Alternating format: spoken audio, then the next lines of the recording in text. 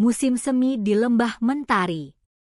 Ini adalah kisah seorang wanita berusia 50-an yang hobi berkelana, menemukan kehidupan baru dan beradaptasi dengan budaya yang sama sekali berbeda di sebuah desa suku pedalaman di jantung Papua, Indonesia. Dunia ini penuh dengan keragaman budaya dan adat istiadat yang luar biasa. Dengan pikiran terbuka, mari kita simak kisah ini hingga tuntas. Sensasi asing yang menghantam sanubari menjalari punggungku. Pemandangan yang terhampar di hadapanku saat ini mungkin lebih aneh dan menggugah daripada adegan apapun yang pernah kubayangkan seumur hidupku. Bukan hamparan padang pasir, melainkan rimba belantara yang seolah tak berujung. Hawa panas yang lembab membuat peluh membasahi kening, diselingi oleh kabut tipis yang turun dari puncak-puncak pegunungan. Namun, yang paling merangsang seluruh inderaku adalah tatapan puluhan pasang mata pria yang berkumpul di sana. Tatapan mereka tertuju padaku, seolah seorang musafir yang kehausan akhirnya menemukan mata air.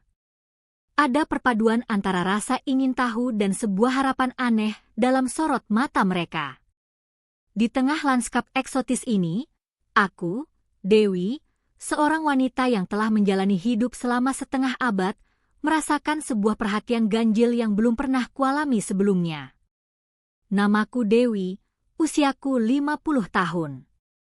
Setelah pensiun dari pekerjaanku di sebuah perusahaan besar di Jakarta, aku memutuskan untuk sepenuhnya menekuni hobi yang selama ini tertunda karena kesibukan, berkelana. Di masa muda, aku pernah jatuh cinta dan mengira itulah segalanya dalam hidup. Namun, kesibukan bekerja yang menyita waktu membuat perasaan membara itu perlahan padam, hingga akhirnya cinta seolah lenyap dari kamus hidupku. Perjalanan kali ini awalnya kuanggap sebagai pengisi waktu luang, dengan sedikit harapan agar hatiku dapat kembali merasakan getaran ekscitemen. Aku tak pernah menyangka, di sini, di sebuah desa terpencil suku Mentari di pedalaman pegunungan tengah Papua, aku akan mengalami sesuatu yang jauh di luar imajinasiku. Hal pertama yang terasa paling aneh saat aku tiba di desa ini adalah komposisi gender penduduknya. Saat aku menyapu pandangan ke sekitar, nyaris tidak ada perempuan yang terlihat. Jumlah laki-laki jauh lebih banyak. Beberapa perempuan yang sesekali tampak, selalu berjalan didampingi oleh beberapa orang pria sekaligus. Didorong rasa penasaran, aku bertanya kepada salah seorang penduduk desa. Mereka menjelaskan bahwa di masa lalu, suku mereka memiliki kepercayaan yang sangat mengutamakan anak laki-laki sebagai penerus dan penjaga suku. Ditambah lagi dengan kondisi alam yang keras dan fasilitas kesehatan yang minim, angka kematian bayi perempuan saat dilahirkan atau di usia dini sangatlah tinggi. Seiring berjalannya waktu, hal ini menyebabkan populasi laki-laki menjadi jauh lebih dominan dan perempuan menjadi sosok yang sangat langka. Yang mengejutkan, kelangkaan ini justru menjadikan perempuan sebagai sosok yang sangat berharga dan dihormati. Pemandangan di mana beberapa pria mengabdi dan melayani satu perempuan menjadi hal yang lumrah dan wajar di sini. Saat mendengarnya, kisah ini terasa seperti sebuah fantasi dalam film. Namun, menyaksikannya dengan mata kepala sendiri jauh lebih mengejutkan sekaligus menciptakan ketegangan yang aneh. Di Jakarta, aku seringkali merasa kesepian di tengah keramaian. Di sini, aku seketika menjadi pusat perhatian. Kemanapun aku pergi, selalu ada tatapan mata yang melirik, sapaan ramah yang dilontarkan, dan kata-kata dalam bahasa daerah mereka yang terdengar asing namun hangat dan manis di telinga. Awalnya, aku berencana singgah di desa ini hanya untuk beberapa hari, sebelum melanjutkan perjalanan ke pelosok Papua lainnya. Namun, sejak pertama kali menginjakan kaki di desa suku Mentari, aku merasa tempat ini bukanlah sekadar persinggahan biasa. Jauh di dalam hati, aku sudah terpesona oleh atmosfernya yang misterius sekaligus mendebarkan. Sambil berkeliling, mengambil foto, dan mencicipi makanan lokal sederhana seperti papeda dan ubi bakar, Suatu hari 2 orang pemuda dari suku Mentari menghampiriku. Mereka adalah kakak beradik. Sang kakak bernama Awan dan adiknya Bayu. Usia mereka terpaut jauh dariku. Awan kutebak berusia sekitar 28 tahun, sementara Bayu 25 tahun. Keduanya berperawakan ramping namun berotot, dengan kulit sawo matang gelap yang terbakar matahari. Yang paling mengesankan adalah sorot mata mereka. Awan memiliki tatapan yang dalam dan kuat, memancarkan ketenangan. Sementara itu, dari bola mata Bayu yang jernih, terpancar rasa ingin tahu dan kepolosan yang meluap-luap. Dengan bahasa Indonesia yang terpatah-patah dicampur bahasa suku mereka, keduanya menawarkan bantuan jika aku memerlukan sesuatu selama di desa. Beberapa hari sebelumnya, aku memang menawarkan diri untuk membantu pekerjaan warga jika mereka kekurangan tenaga, karena aku ingin tahu lebih dalam tentang kehidupan mereka. Dengan ramah, Awan dan Bayu mengajariku segalanya. Awan adalah seorang pemburu, sementara Bayu mengurus kebun ubi dan pekerjaan rumah sederhana. Sebagian besar pria di desa ini menyambung hidup dengan berburu atau berkebun, namun kondisi ekonomi mereka sangat terbatas. Itulah sebabnya, mereka sangat ingin tahu sekaligus bersikap ramah padaku sebagai orang luar. Awalnya, kupikir keramahan mereka murni karena rasa penasaran. Namun, tak lama kemudian, kedua kakak beradik itu mulai membantuku dengan lebih aktif. Terkadang, mereka membawakan buah-buahan hutan yang sulit ditemukan dan diam-diam meletakkannya di depan pintu gubuk tempatku menginap. Apapun yang kubutuhkan, keesokan harinya entah bagaimana sudah tersedia. Perhatian mereka sungguh luar biasa. Suatu kali, aku tanpa sengaja mengeluh punggungku terasa pegal. Rupanya Bayu mendengarnya. Ia segera pergi menemui tetua adat yang ahli ramuan obat-obatan dan membawakanku salep herbal untuk meredakan nyeri. Awan, di sisi lain, selalu bersikeras membawakan barang bawaanku yang berat. Ia bahkan dengan teliti bertanya apakah kakiku lecet atau ada luka di tubuhku. Perlakuan-perlakuan tulus ini membuatku perlahan membuka hati. Sejujurnya, sudah sangat lama aku tidak merasakan getaran asmara. Sibuk bekerja membuat perasaanku kering kerontang. Pria-pria seusiaku kebanyakan sudah berkeluarga atau memiliki minat yang sama sekali berbeda, sehingga sulit untuk menjalin kedekatan. Namun, kedua pemuda ini, meskipun usia kami terpaut jauh, merawatku dengan begitu alami. Mereka tidak hanya menawarkan bantuan fisik, tetapi juga seolah menjaga perasaanku. Awan terasa seperti pohon besar yang kokoh untuk bersandar, sementara Bayu selalu mencerahkan suasana dengan tawa polosnya. Tak lama, kami menjadi akrab. Kami sering makan bersama sambil berbagi cerita, mulai dari obrolan ringan sehari-hari hingga pandangan hidup masing-masing. Kehidupan kami sangat berbeda. Aku yang terbiasa dengan budaya kota metropolitan merasa semua hal di desa ini begitu baru dan menakjubkan. Sebaliknya, mereka juga menunjukkan rasa penasaran yang luar biasa pada kisah hidupku. Saat aku bercerita tentang dunia kerja di Jakarta, tentang budaya di Pulau Jawa, atau tentang perasaanku sebagai wanita paruhbaya, Awan akan mendengarkan dengan ekspresi serius, sementara Bayu tak henti-hentinya bertanya dengan mata berbinar. 1 minggu, 2 minggu berlalu. Aku memutuskan untuk membatalkan sisa rencana perjalananku dan tinggal lebih lama di desa ini. Alasannya sederhana, tempat ini memberiku rasa nyaman sekaligus debaran aneh yang belum pernah kurasakan. Dan sejujurnya, ada perasaan istimewa terhadap kedua pemuda itu yang mulai tumbuh di sudut hatiku. Suatu hari, desa mengadakan sebuah upacara adat yang meriah, seperti sebuah festival besar. Sesuai dengan populasi desa yang didominasi pria, Acara ini menjadi ajang bagi mereka untuk mengekspresikan vitalitas melalui tarian dan pakaian adat yang dihiasi bulu kasuari. Berbagai makanan dan minuman disajikan, termasuk saguer, minuman fermentasi dari nira aren. Suara tabuhan tifa yang ritmis memeriahkan suasana, dan orang-orang menari di mana-mana. Aku pun diajak oleh beberapa wanita desa untuk ikut menari. Dengan canggung, aku mulai menari, hanya menggerakkan bahu dan menyamakan langkah seadanya. Namun, para pria justru bersorak memuji gerakanku. Wajahku memerah karena pujian yang tak biasa itu, tapi aku tidak membenci tatapan mereka. Malam itu, saat festival mencapai puncaknya, Awan dan Bayu serentak menghampiriku dan menyodorkan cawan berisi saguer. Aromanya manis dan terasa lembut saat melewati kerongkongan. Kadar alkoholnya tidak terlalu tinggi, tetapi suasana festival yang meriah membuatku meminum beberapa cawan lagi.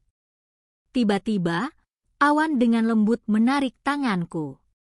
Di bawah langit malam Papua yang bertabur bintang, kami bertiga duduk di atas tanah yang lembut, memandang angkasa sambil berbincang. Di kota besar seperti Jakarta, bintangnya pasti tidak terlihat sejelas ini. Ya, Ibu Dewi, tanya Awan. Iya, terlalu banyak cahaya lampu, jadi tidak pernah seindah ini, jawabku. Bayu menimpali dengan mata berbinar.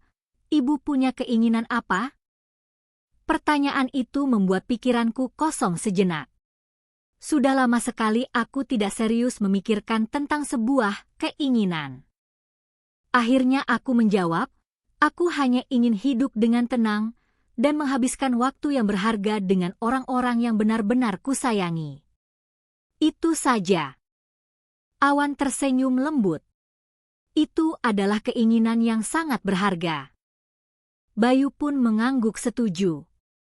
Kami juga berharap Ibu Dewi bahagia selama di desa ini. Seketika, hatiku terasa hangat. Namun, jika saja aku tahu apa yang akan terjadi selanjutnya, perasaan itu mungkin akan berubah menjadi debaran yang jauh lebih rumit antara cemas dan gembira. Beberapa hari kemudian, aku menerima sebuah lamaran yang sama sekali tak terduga. Awan dan Bayu, pada saat yang bersamaan, datang menemuiku dan dengan hati-hati menyatakan perasaan mereka. Keduanya mengaku menyukaiku, dan perasaan itu bukanlah sekadar rasa hormat pada pendatang, melainkan sudah mendekati cinta.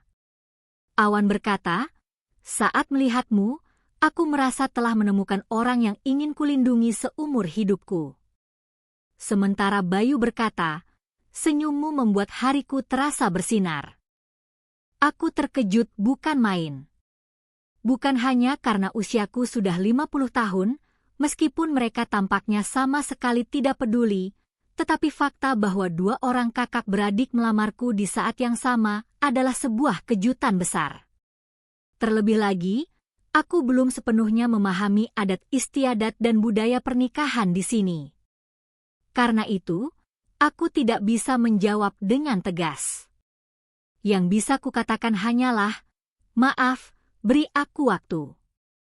Namun, kejutan yang lebih besar datang setelahnya. Ketika aku menceritakan hal ini kepada beberapa penduduk desa, mereka merespons dengan santai seolah itu adalah hal yang wajar. Menikah saja dengan keduanya, Ibu. Di desa kami, poliandri diizinkan. Aku merasa salah dengar. Poliandri? Seorang wanita menikah dengan beberapa pria? Sulit dipercaya, tapi di desa ini, itu adalah bentuk pernikahan yang sudah umum. Karena jumlah perempuan sangat sedikit, beberapa pria bersama-sama mengambil satu wanita sebagai istri dan hidup bersama. Struktur ini telah terbentuk secara alami. Mendengar kenyataan luar biasa ini, aku benar-benar tidak bisa tidur semalaman. Di tanah asing, dua pemuda yang baru ku kenal menyatakan cinta padaku, dan seluruh desa mendorongku untuk menikahi keduanya. Secara logika, ini mustahil. Namun, keseharian di desa ini perlahan membuatku percaya pada ketulusan mereka. Memang benar, di desa ini ada seorang wanita yang memiliki 3 suami, bahkan mereka hidup rukun membesarkan anak-anak. Seluruh komunitas desa memberkati dan melindungi keluarga mereka. Aku mulai berpikir dari sudut pandang yang berbeda. Jika aku menerima lamaran ini, hidupku jelas akan berubah total. Aku harus hidup di tengah budaya dan nilai-nilai yang asing.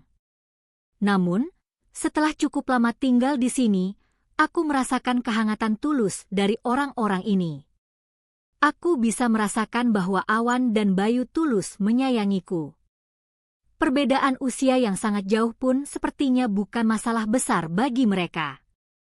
Kekhawatiran terbesarku justru datang dari pandangan dunia luar. Apa kata keluarga dan teman-temanku di Jakarta jika mereka tahu? Apakah orang-orang kota yang merasa terpelajar akan menertawakanku? Namun, suara hatiku berkata lain. Jika saat ini aku merasa bahagia, maka pilihan ini pantas untuk dihormati. Seiring berjalannya waktu, kekhawatiran itu perlahan memudar. Akhirnya, hatiku condong untuk menerima pengakuan cinta mereka. Ekspresi wajah Awan dan Bayu saat mengetahui keputusanku begitu cerah dan tulus, sebuah pemandangan yang tak akan pernah kulupakan seumur hidupku. Para tetua adat segera mengatur agar kami dapat melangsungkan upacara pernikahan tradisional di hadapan seluruh komunitas desa. Meskipun gagasan menikahi 2 pria sekaligus masih terasa canggung dan sulit kucerna, anehnya di tengah ucapan selamat dan restu dari seluruh penduduk desa, hatiku justru merasa damai. Mereka benar-benar menghargai perempuan dan memegang teguh budaya di mana seluruh komunitas ikut bertanggung jawab. Di hari pernikahan, sebuah upacara sederhana dilangsungkan di lapangan luas di tengah desa. Mengenakan pakaian dari kain tenun sederhana, aku dan kedua pemuda itu menjalani ritual pemberkatan. Seluruh warga desa menyanyikan lagu-lagu perayaan, menaburkan bunga-bunga hutan dan ramuan wangi sebagai doa untuk masa depan kami. Perasaan yang meluap di hatiku sulit untuk dijelaskan.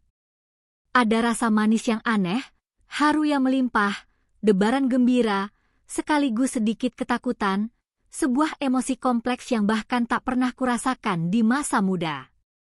Siapa sangka hidupku akan memiliki alur seperti ini? Maka, sesuai dengan adat poliandri, aku resmi menjadi istri dari Awan dan Bayu. Tentu saja, ada banyak masalah praktis yang harus dihadapi. Apakah aku harus menetap sepenuhnya di desa ini, atau bolak-balik antara desa dan kota? Bagaimana kami akan mengatur sumber daya ekonomi? Namun, untuk saat ini, aku ingin fokus pada kehidupan baruku di desa ini. Awan, bagaikan pilar yang kokoh, bertanggung jawab untuk urusan di luar rumah seperti berburu.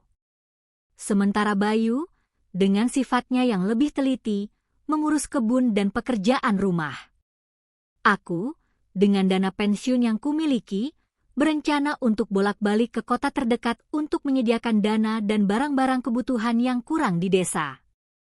Waktu berlalu, dan kehidupan kami mulai menemukan ritmenya. Pagi hari, Awan menyiapkan peralatan berburunya. Aku dan Bayu akan membereskan rumah atau bekerja di kebun. Bagi orang kota sepertiku, menanam ubi di sepetak ladang kecil adalah pengalaman yang asing namun menyegarkan. Jika aku terlihat lelah, Bayu akan segera menghampiri untuk memijat bahuku atau memberiku air minum yang sejuk. Saat pulang dari berburu, Awan akan dengan diam-diam membersihkan hasil buruannya untuk kami makan atau dibagikan kepada warga desa. Yang paling menakjubkan adalah Awan dan Bayu nyaris tidak pernah menunjukkan tanda-tanda cemburu atau persaingan. Tentu, sesekali ada perbedaan pendapat kecil. Namun, pada dasarnya, budaya mereka yang mengutamakan rasa hormat pada perempuan membuat mereka terbiasa untuk saling mengalah. Mereka tidak pernah pamer atau berusaha mencari muka di hadapanku. Terkadang, salah satu dari mereka akan sengaja menyingkir agar aku tidak merasa canggung, atau aku bisa melihat jejak bahwa mereka telah berdiskusi terlebih dahulu sebelum menyiapkan sesuatu untukku. Jika dilihat dari kacamata orang kota, ini mungkin adalah cinta segitiga yang rumit. Namun di sini, ini adalah sebuah bentuk keharmonisan yang alami. Setelah beberapa bulan menikah, aku mulai merasakan perubahan aneh pada tubuhku. Perutku sering mual setelah makan, dan aku merasa lebih cepat lelah dari biasanya. Awalnya kupikir ini hanya karena perubahan lingkungan. Namun, gejala itu tak kunjung hilang. Seorang nenek di desa menatapku lekat, lalu memegang pergelangan tanganku dan berkata, "Mungkin kau sedang mengandung." Sulit dipercaya. Aku mengira usiaku sudah mendekati menopause, sehingga kehamilan adalah hal yang mustahil. Aku pun pergi ke puskesmas di kota terdekat untuk memeriksakan diri. Hasilnya, aku positif hamil. Dokter pun sedikit terkejut, namun ia mengatakan hal itu bukan tidak mungkin terjadi dan menasihatiku untuk berhati-hati selama kehamilan. Saat aku menyampaikan kabar ini pada Awan dan Bayu yang menungguku dengan cemas, wajah mereka bersinar dalam kebahagiaan yang tak terlukiskan. Kabar itu dengan cepat menyebar ke seluruh desa. Di suku Mentari, kehamilan seorang wanita adalah berkah bagi seluruh desa. Terlebih lagi, meskipun di masa lalu ada preferensi pada anak laki-laki, kini zaman telah berubah. Justru kelahiran bayi perempuan dianggap sangat istimewa. Seluruh desa menyambut kabar ini dengan sukacita. Para wanita tua di desa mengajariku berbagai ramuan tradisional dan cara merawat tubuh selama kehamilan. Selama masa itu, Awan semakin giat berburu untuk memastikan kami tidak kekurangan makanan, sementara Bayu dengan telaten merawat kebun dan kesehatanku. Berkat pengabdian mereka, fisikku terasa nyaman dan mentalku sangat stabil. Meskipun sesekali muncul keraguan apakah aku bisa menjadi seorang ibu di usiaku sekarang, dukungan mereka dan warga desa memberiku kepercayaan diri. Akhirnya, saat persalinan tiba. Meskipun tidak ada fasilitas modern, ada sebuah pos kesehatan sederhana di desa.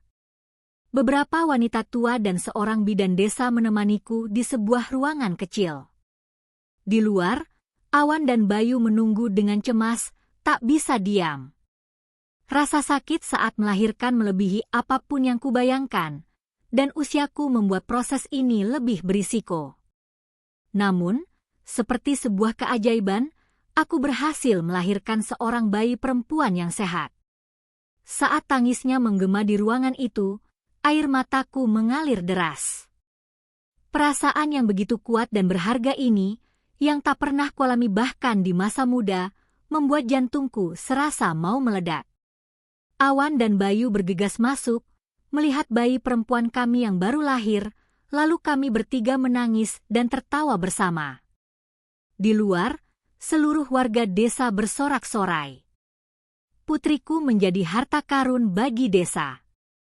Kelahirannya, terutama dari seorang wanita pendatang sepertiku, membawa gelombang perubahan. Warga desa menyebut putriku Cahaya dan berjanji akan ikut membantu membesarkannya.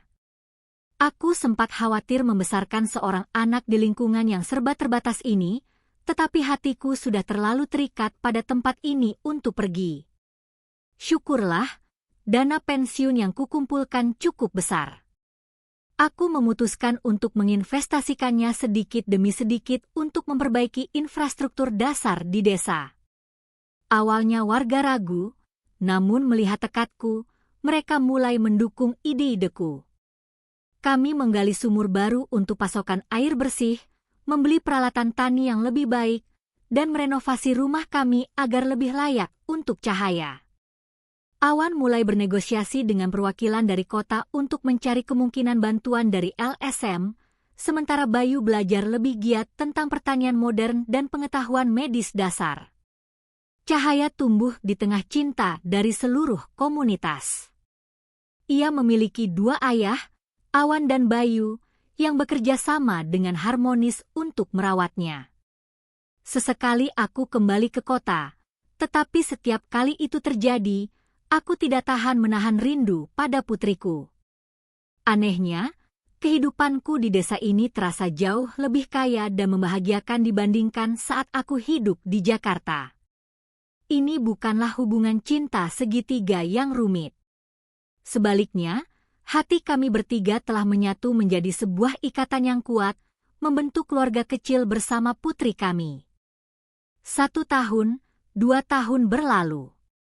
Cahaya tumbuh menjadi anak yang ceria dan sehat, menjadi simbol harapan di desa. Perlahan tapi pasti, kondisi di desa mulai membaik. Para wanita tidak lagi takut untuk melahirkan anak perempuan. Adat poliandri pun mungkin suatu saat akan berubah, memberikan lebih banyak pilihan bagi generasi mendatang.